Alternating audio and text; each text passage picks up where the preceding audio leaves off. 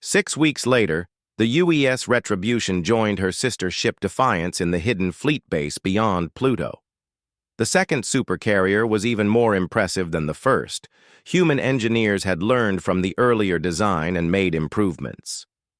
The new ship carried more fighters, stronger weapons, and better shields. Admiral Chen stood on the bridge of the Defiance, looking out at the growing human fleet. Beside the two supercarriers, hundreds of other ships floated in formation. Some were military vessels built in secret shipyards. Others were converted civilian ships crewed by volunteers. All of them carried the hopes of humanity and their new allies. "Sir, we are receiving final reports from our agents across the galaxy," Commander Kim announced. "The rebellion is ready to begin." Chen nodded.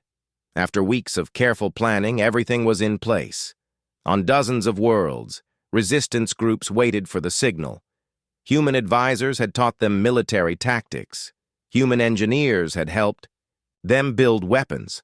But most importantly, humans had given them something they had lost long ago, the belief that they could win. "What is the status of our target?" Chen asked. Intelligence Chief Martinez consulted her display. The Malakari home system is heavily defended, as expected. At least 500 ships, plus orbital defense platforms and ground-based weapons. But our inside information suggests most of their fleet is spread across the galaxy, dealing with other rebellions. And the Emperor? Still on the home world, according to Ambassador Kretak's sources. He is planning to lead the next attack on Earth personally, but he has not left yet. Chen looked at the tactical display showing the Malakari home system. It was called Malakar Prime, a red giant star with 7 planets. The third planet was where the Emperor lived, in a palace that covered an entire continent. "Signal the fleet," Chen ordered. "It is time to begin Operation Prometheus." The plan was named after the ancient Greek god who stole fire from the heavens and gave it to humanity. Today they would steal something even more valuable, freedom for an entire galaxy. The B. Human fleet jumped to hyperspace, but not all at once. They split into 3 groups, each taking a different route to avoid detection. The Defiance led one group directly toward the Malakari home system. The Retribution took a longer path through neutral space. The third group, made up of smaller ships, would arrive last, but hit the most important targets.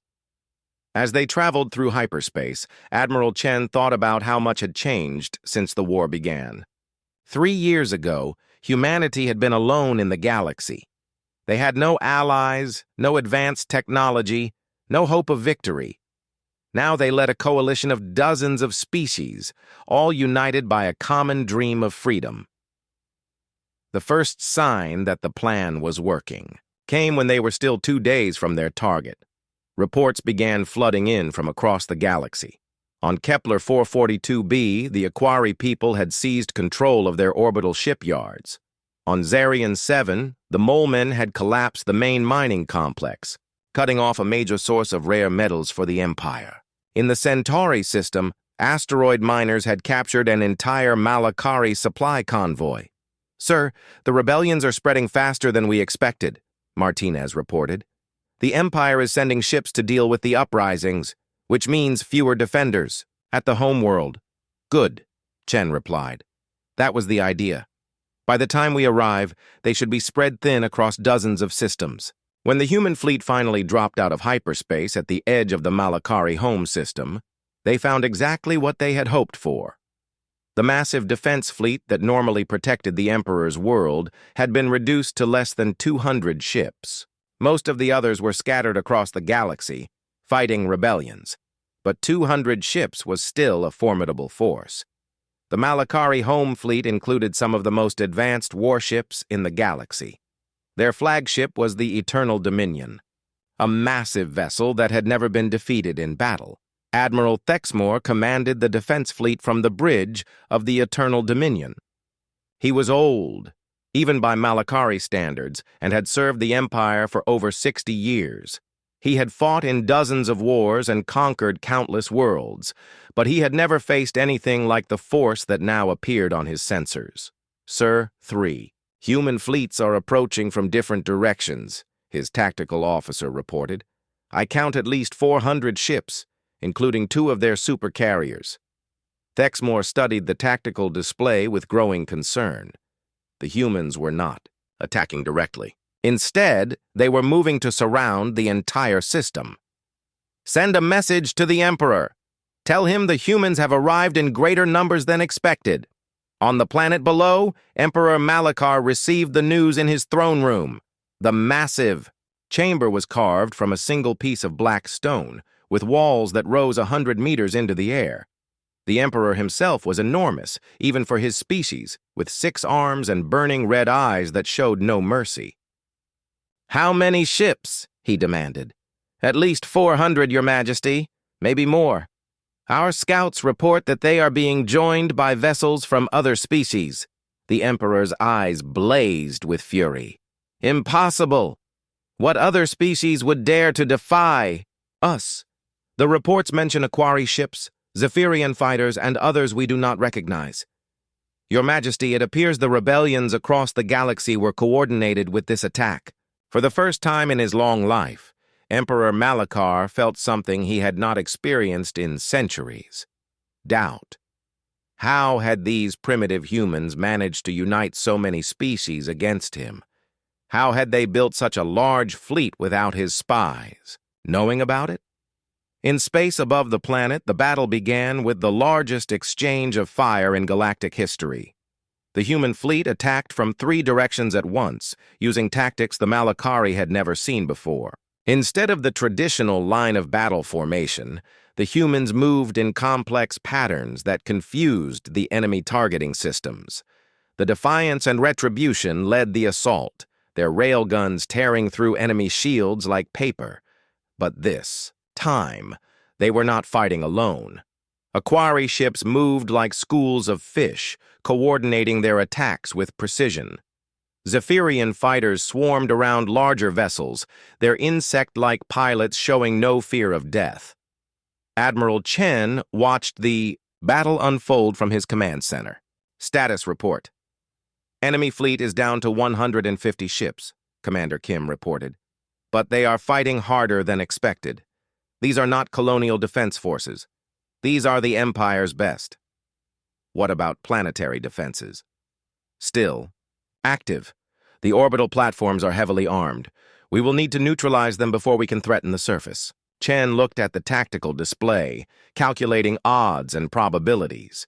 Even with their superior numbers, this battle could go either way. The Malachari were fighting for their home world, which made them desperate and dangerous. Signal the 3rd. Fleet Group, he ordered.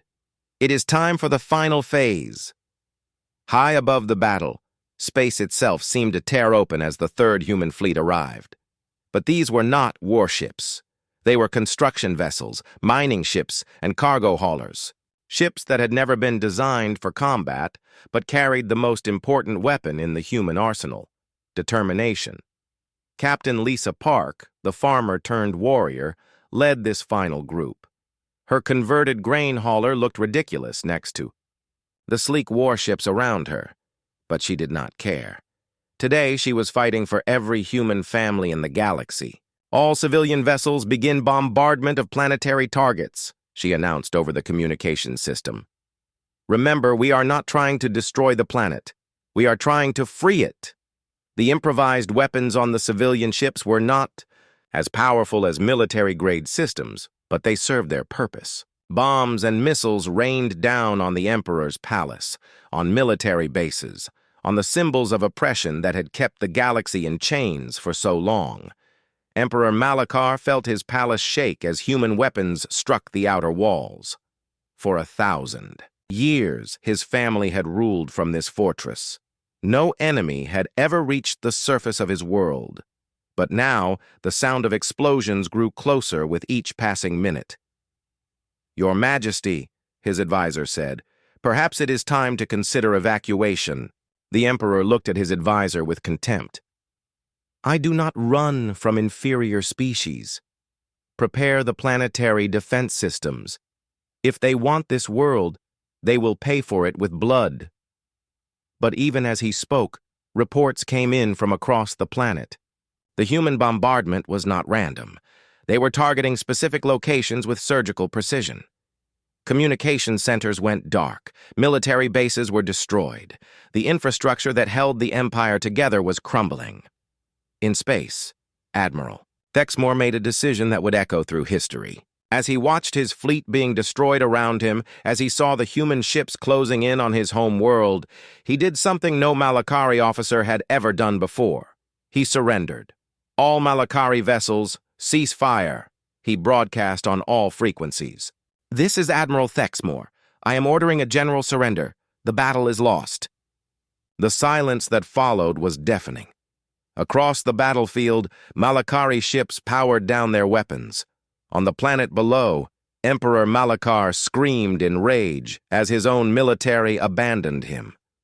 For the first time in galactic history, the heart of the Malakari Empire had fallen to an enemy force. Admiral Chen received the surrender message on the bridge of the Defiance. Around him, his crew erupted in cheers, but Chen remained calm. He knew this was just the beginning. 3 days after the battle, news of the human victory spread across the galaxy like wildfire. On every world, in every system, people who had lived under Malakari rule for generations heard the impossible story. A single human ship had destroyed an entire enemy fleet. On the ocean world of Kepler 442b, the fish-like Aquari people gathered in their underwater cities. For 50 years, they had paid heavy taxes to the Empire. Their young were taken as soldiers. Their resources were stolen. But now, their leaders spoke words they had never dared to hope. The humans have shown us something, first speaker Coral Bright said to the assembled crowd. They have shown us that the Empire can be beaten. They have shown us that we do not have to live in fear. Similar scenes played out on dozens of worlds.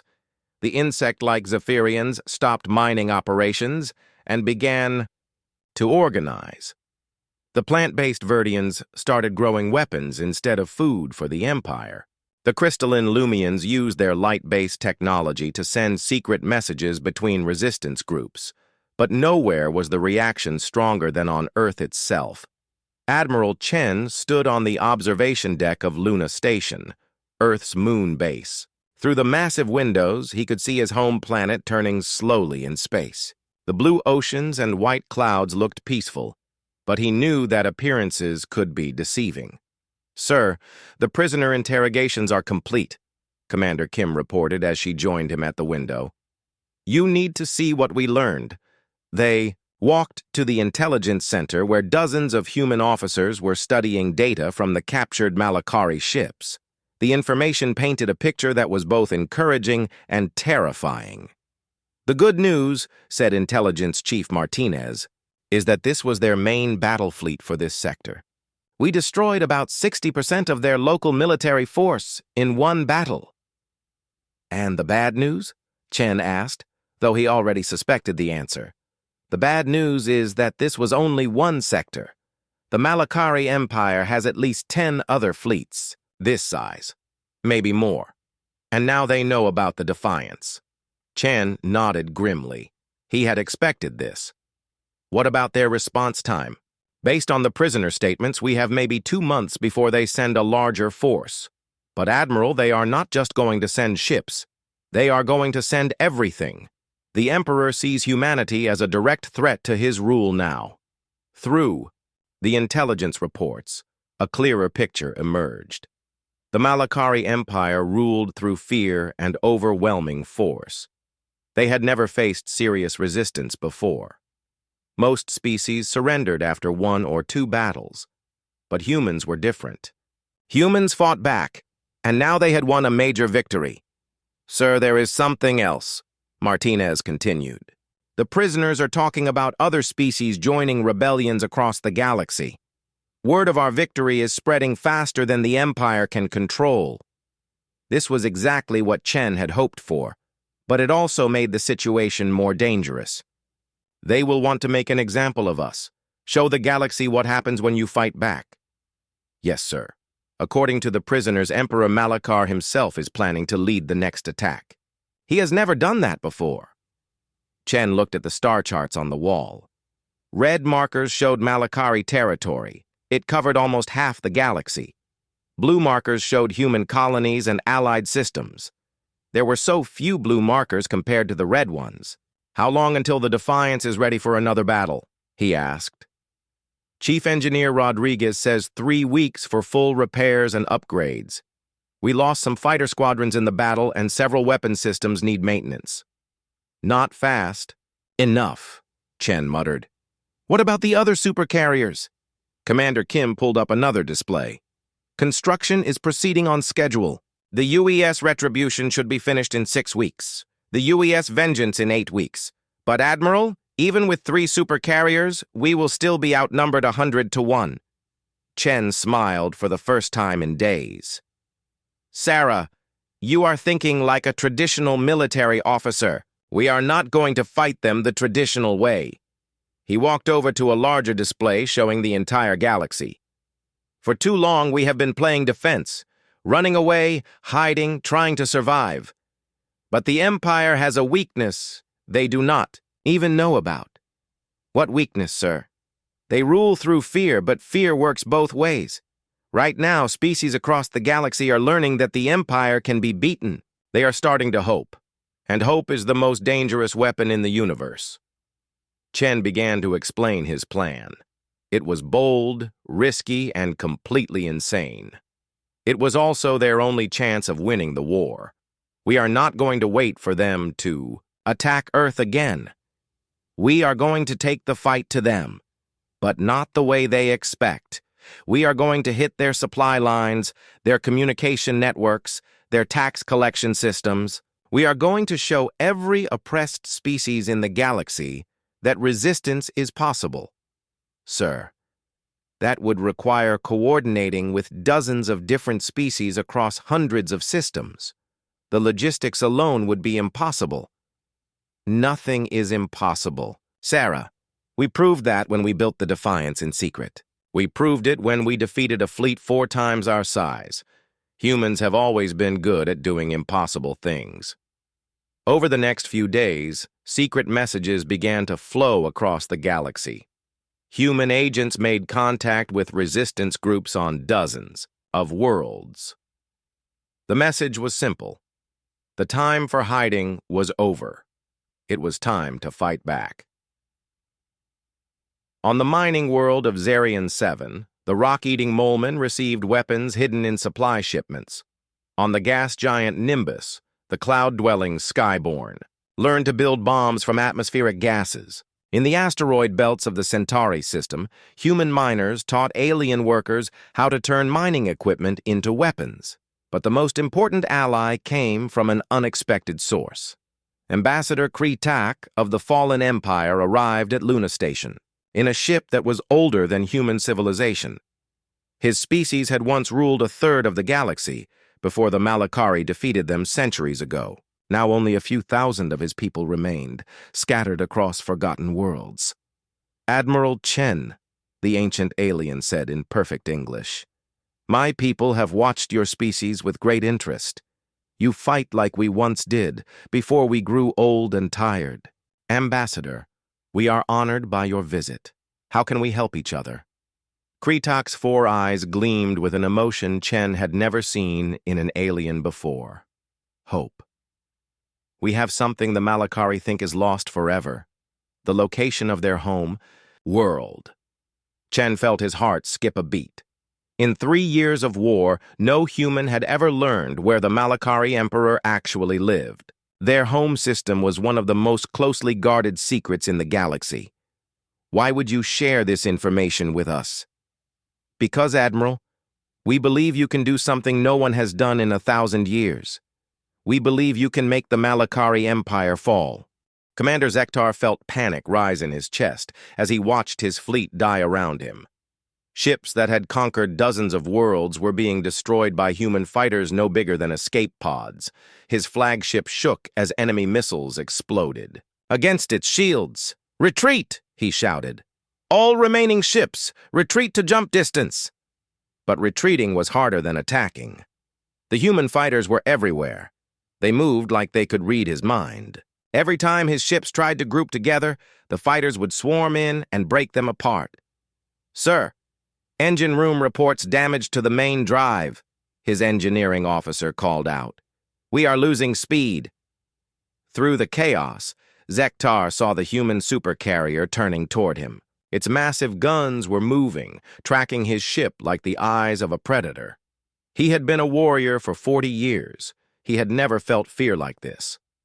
On the Defiance, Admiral Chen watched the enemy flagship try to escape. He could have destroyed it already, but he needed to send a message. Not just to this Malakari commander, but to the entire galaxy. "Communications, open a channel to the enemy flagship," he ordered. "Channel open, sir." "Commander Zektar, this is Admiral Chen. Your fleet is destroyed. Your escape route is blocked. I am offering you one chance to surrender." The alien commander appeared on the screen. His red eyes burned with hatred. "I will never surrender to humans. We are the superior race. We rule this galaxy." Chen shook his head sadly. "You still do not understand. You came here thinking you were hunting prey, but you walked into a trap. This entire system is surrounded by our ships." It was true. While the Malakari fleet had focused on the obvious human ships, dozens of smaller vessels had moved into position around the system. They had been waiting, hidden behind asteroids and small moons. Now they revealed themselves, blocking every escape route. "Impossible," Zektar whispered. "Our intelligence said you only had 50 ships in this system." "Your intelligence was wrong," Chen replied. "We wanted you to think we were weak.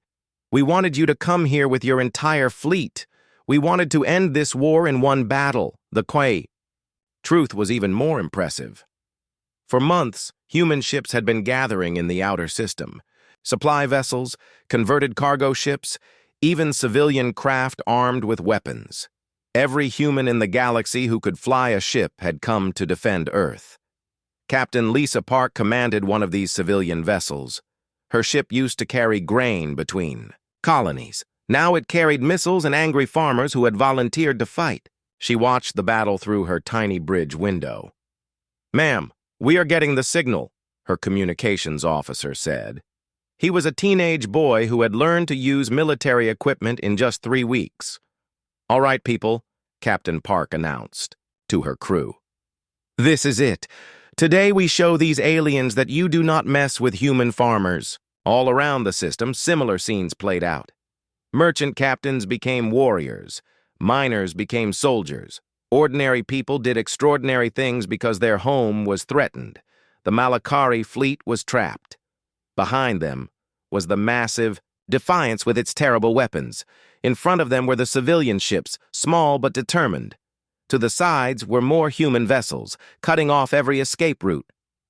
"Sir, we are surrounded," General Vorth reported to Zektar. "At least 300 human ships, maybe more." Zektar stared at his tactical display in disbelief. "Where did they all come from? How did we not know about this?" The answer was simple, but powerful. The humans had used the one weapon the Malakari Empire could never understand: unity. Every human colony, every human ship, every human family had worked together for this moment. They had shared resources, information, and hope. Admiral Chen opened the channel again. "Commander Zektar, you have 10 minutes to decide. Surrender now, and your crews will be treated according to galactic law. Continue fighting, and I will destroy every ship in your fleet." "You are bluffing," Zektar snarled. "You do not have the firepower to destroy 200 ships." Chen's expression did not change. "Would you like to test that theory?" The Defiance's main guns rotated toward a damaged Malakari cruiser. The ship tried to run, but it was too slow. The railgun fired once. The metal slug hit the cruiser's center section and tore it in half. The explosion was visible from 1,000,000 kilometers away. "That was your warning shot," Chen said calmly. "Next, I target your flagship." On the Malakari flagship, officers looked at their commander with fear in their eyes. They had families back home.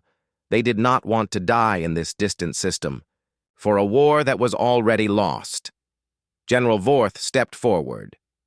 "Commander, perhaps we should consider the offer. We cannot fight our way out of this trap." "Never," Zektar roared. "I would rather die than surrender to inferior species." But his crew did not agree. The communications officer, the same young alien who had been nervous at the start of the battle, stood up slowly. "Sir, with respect, we do not want to die for your pride." Other officers began to nod.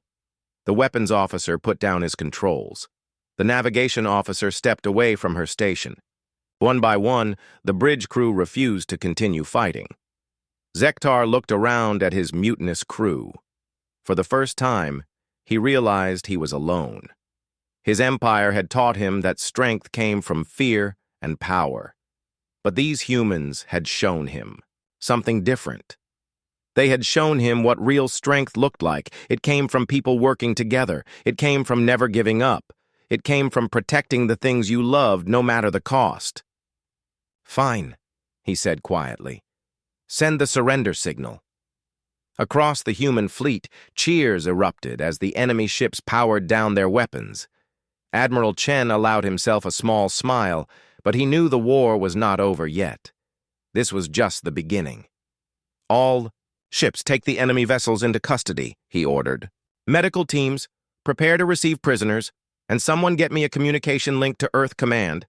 It is time to let them know that Phase 1 is complete." The bridge crew looked at him with surprise. Phase 1? This incredible victory was just the first step in a larger plan? Chen looked out at the stars, seeing not just the battlefield, but the entire galaxy beyond. "Ladies and gentlemen, we have just sent a message that will be heard on every world in the galaxy. Humanity is no longer hiding. It is time to take this war to the enemy." The bridge of the UES Defiance was nothing like the fancy command centers of other species. It was built for war, not for show. Metal walls were covered with screens and buttons. The air smelled like oil and electricity. Hundreds of people worked at their stations, all focused on the same goal. Admiral Chen stood in the center of it all. He had been awake for 36 hours straight. His coffee cup was empty again, but his eyes were sharp and alert. This was the moment he had been planning for since the war started. "Status report," he called out. "All fighter squadrons are ready for launch," said Commander Sarah Kim, his air operations officer. "We have 800 fighters loaded and armed." "Weapon systems are online," reported Lieutenant Colonel Marcus Webb. "All railguns charged, missile tubes loaded, point defense systems active." "Engineering reports all systems green," called out Chief Engineer Rodriguez from her station. "Fusion reactors at maximum output. Ship is ready for combat operations." Admiral Chen nodded. He looked at the main screen showing the Malakari fleet. 200 enemy ships faced them. It should have been impossible odds. But the Defiance was not like any other ship ever built. "Sir, the enemy fleet is moving," said the tactical officer. "They are spreading out, trying to surround us." Chen almost smiled. "Let them try. Communications, open a channel to all human ships in the system. Channel open, sir. This is Admiral Chen to all Earth Defense Force units. Today we fight not just for Earth, but for the future of humanity in the galaxy. For 3 years, they have pushed us back. They have destroyed our homes. They have killed our families. But we are still here. We are still fighting. Today, we show them what humans can do when we work together. All units, prepare for Operation Thunderstrike." Across the human fleet, captains and crews prepared for battle. They had trained for this moment. They knew the plan. Most importantly, they trusted the massive ship that now led them. The Defiance had been built in secret shipyards on the far side of Earth's moon. While the Empire attacked human colonies, thousands of workers labored around the clock. They used new technology and old determination. Every piece of metal, every wire, every bolt had been placed with care. The ship was more than just big. It was smart. Its computers could think faster than any alien AI. Its sensors could see further than any other ship in space. Its weapons could hit targets from incredible distances. But most importantly, it carried the fighting spirit of humanity. Enemy ships are getting into attack formation, the tactical officer reported. Range, 200,000 kilometers. Admiral Chen walked to the front of the bridge. All fighter squadrons, launch when ready. The sides of the Defiance opened like giant doors. From inside, streams of small ships poured out. Human fighters were different from other species. They were smaller, faster, and more agile. Each one was flown by a pilot who had trained for years just for this battle. Commander Zektar watched the human fighters launch from his flagship. There were so many of them. They moved in perfect formation, like a school of fish or a flock of birds.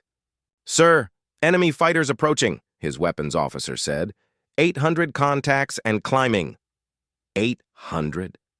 Zektar could not believe it. How can one ship carry so many fighters? General Vorth was studying his tactical display. "Commander, I am reading massive energy signatures from that ship. Their weapons are unlike anything in our database." "Then we destroy it before it can use them," Zektar snapped. "All ships, focus fire on the human supercarrier. Ignore the smaller vessels." The Malakari fleet opened fire. Hundreds of energy beams and missiles flew toward the Defiance. It should have been enough firepower to destroy a small moon, but the human ship was ready. Its point defense systems came alive. Thousands of small guns fired at once, creating a wall of light around the ship. Missiles exploded harmlessly in space. Energy beams were absorbed by advanced shields. "Impossible," breathed General Vorth. "Nothing should be able to stop that much firepower." Admiral Chen watched his ship's defenses work perfectly. "Return fire. All weapons, full spread." The Defiance struck back with the fury of an angry god. Its main guns were unlike anything the galaxy had ever seen. Instead of energy beams, they fired solid metal slugs at incredible speed. Each slug hit with the force of a nuclear bomb. The first shots tore through 3 Malakari battleships like they were made of paper. The metal slugs kept going, hitting 2 more ships behind them. In seconds, 5 enemy vessels were gone. "What kind of weapons are those?" General Vorth shouted. "Railguns," Admiral Chen said quietly, though the enemy could not hear him. "We took your energy shield technology and made it useless. You cannot stop a chunk of metal moving at 10% of light speed." The human fighters reached the enemy fleet. They swarmed around the Malakari ships like angry wasps. Each fighter was small, but they carried powerful missiles. More importantly, they were piloted by humans who refused to give up. Lieutenant Sarah Martinez flew her fighter straight at a Malakari cruiser. Enemy guns fired at her, but she twisted and rolled through the deadly light show. Her fighter's computer locked onto the enemy ship's weak spots. "Fox 3, she called out, launching her missiles. They streaked toward the cruiser's engine section. The explosion lit up space like a new star. All around the battlefield, similar scenes played out. Human fighters danced between enemy ships, striking like lightning and disappearing into the darkness. The Malakari had never faced pilots like these before. "Sir, we are losing ships too fast," General Vorth reported to Zektar. "Their fighters are everywhere. Their main ship is destroying our battleships with single shots." Zektar watched another of his ships explode. His perfect fleet was falling apart. How is this possible? They are just humans. On the Defiance, Admiral Chen received reports from across the battlefield. "Sir, enemy fleet has lost 30 ships. Our fighters report minimal losses." "What about their flagship?" Chen asked. "Still active, sir. It is trying to retreat to the edge of the system." Chen looked at the tactical display. The Malakari commander was smart. He knew this battle was lost. But Chen could not let him escape. If even one enemy ship made it back to the Empire, they would know about the Defiance. They would come back with a bigger fleet. All fighters, form up for attack run on enemy flagship. Main guns target their engines. We end this now. Commander Zektar stared out the window of his flagship. The stars looked cold and distant. His fleet of 200 ships moved through space like hunting wolves. They were the pride of the Malakari Empire. No one had ever beaten them in battle. "Sir, we are getting close to the Earth system," said his communications officer. The young alien's voice shook a little. Even though they were winning this war, something felt wrong about this mission. Zektar turned around. His 4 arms crossed over his chest. His red eyes glowed in the dim light of the bridge. "Good. Today we finish what we started. These humans have been a problem for too long." The war had been going on for 3 years. It started when humans refused to pay taxes to the Malakari Empire. Most species in the galaxy paid without question. But humans were different. They said no. They fought back. At first, the Empire laughed. Earth was just one small planet. Humans had only been in space for 100 years. Their ships were slow and weak. Their weapons were old. How could they fight an empire that ruled half the galaxy? But the humans kept surprising everyone. They won small battles. They used tricks the Empire had never seen before. They never gave up, even when they were losing badly. Other species started to notice. Some even began to help the humans in secret. "Sir, our scouts are sending reports," the communications officer said. "Earth's defense fleet is waiting for us. About 50 ships." Zektar smiled. His sharp teeth showed. "Only 50? They must be desperate. We have 4 times that number."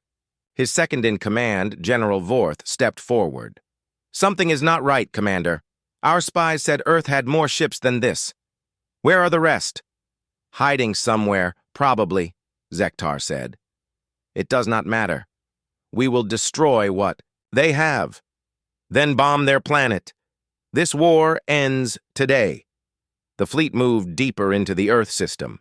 They passed the outer planets. Jupiter looked huge and orange. Saturn's rings sparkled like diamonds. Mars was red and quiet. Still no sign of more human ships.